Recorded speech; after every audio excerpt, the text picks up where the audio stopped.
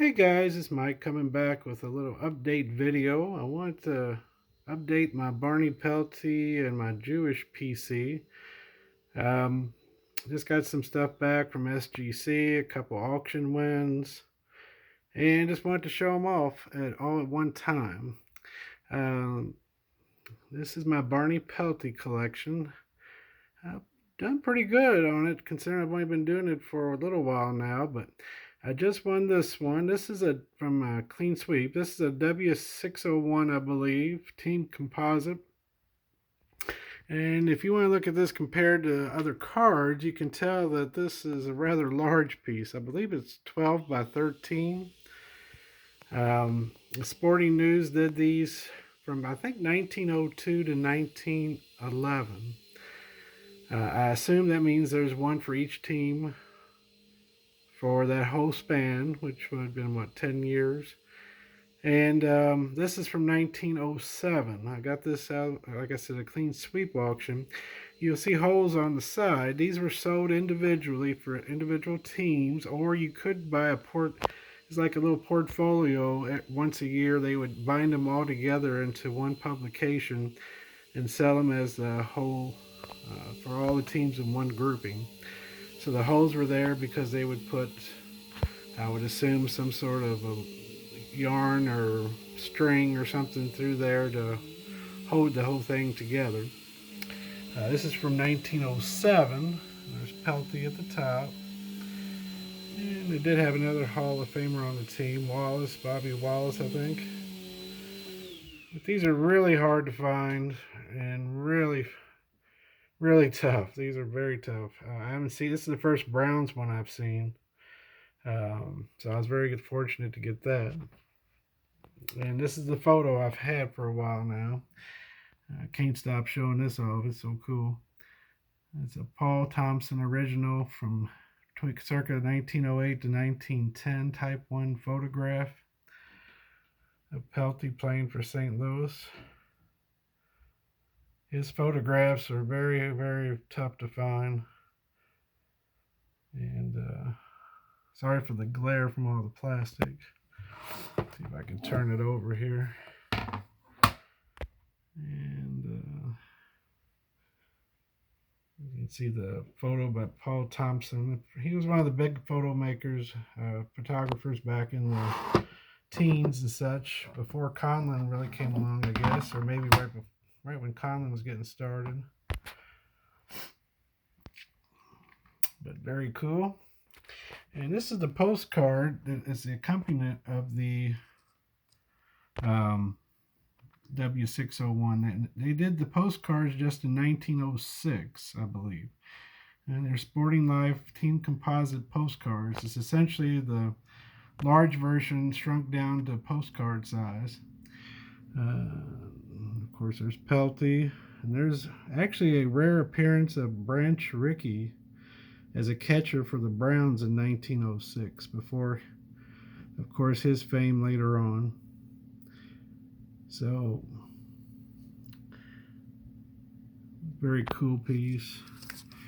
And they did this for that 1 year, I believe. Andrew, Enough Said Cards, is collecting these, and that's where I saw the Browns one.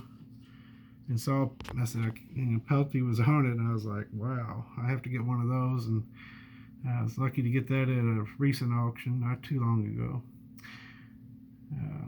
I sent it to SGC to get crossed over, but they wouldn't give it a 5. It's in one of the PSA old holders, and that's next to, you're not going to get the same grade every time if you try to cross over an old label PSA to SGC. I only asked for a 4. I was willing to take a grade down, one grade downgrade on it, but they wouldn't even give it a 4. I guess with the corners and such, and there's a little staining there, they probably was going to give it a 3, I would guess. But for that, I'll just keep it in the PSA holder. And then going over to the standard, or more standard size, I should say. There's the Ramley 1909 and a 1. I used to see these years ago, and when I was doing just Jewish players in general, these would pop up occasionally, but these Pelties never pop up anymore. And these are the more standard T206s, the vertical and horizontal cards. And these you see pretty regular. Another one I don't see anymore is this 1910-11 Sporting Life M116. I call it the vampire card because of the way they colored the cheeks and the lips, and they got the upturned collars, which really seems strange. These guys hair parted in the middle, of course. Beautiful card. Just don't see that one much anymore. And here's another really tough one I was lucky to get. 1911 Helmar stamps in a 2. I think at the time I did this, or I got that slab, there was only like a population of like 2, I believe, on those. So I don't know if people just don't slab the stamps up or if it is pretty tough. Got this in a recent auction. This is that mid-style SGC holder that kind of sent people off. This would be the more old-fashioned one that I remember. I love the green bordered ones.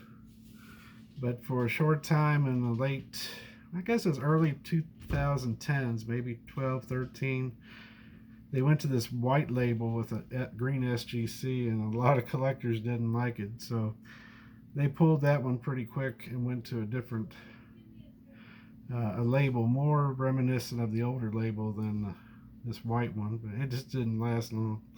I might reholder this. I never did like the white label myself, but we'll see. I got the 2 silk cards, S74s. I got the white version and the colored version, and then I've got just got this one back literally this past week from Mike O. It's a 1912 T207 brownback and a 1.5. It's a beautiful card. Love the old style St. Louis logo on there. It's beautiful. Well, that's it. I am missing the domino disc and the pin, that Sweet Caporal pin. They're both at PSA right now getting slabbed because SGC doesn't slab those pins and disc right now. So when I get those back, I'll show those how they came out. But I want to show everything. I had it all together right now, and hope you enjoyed. And I will be doing an update on the Jewish PC also. So thanks for watching, and I hope everybody's doing well. Thank you. Bye-bye.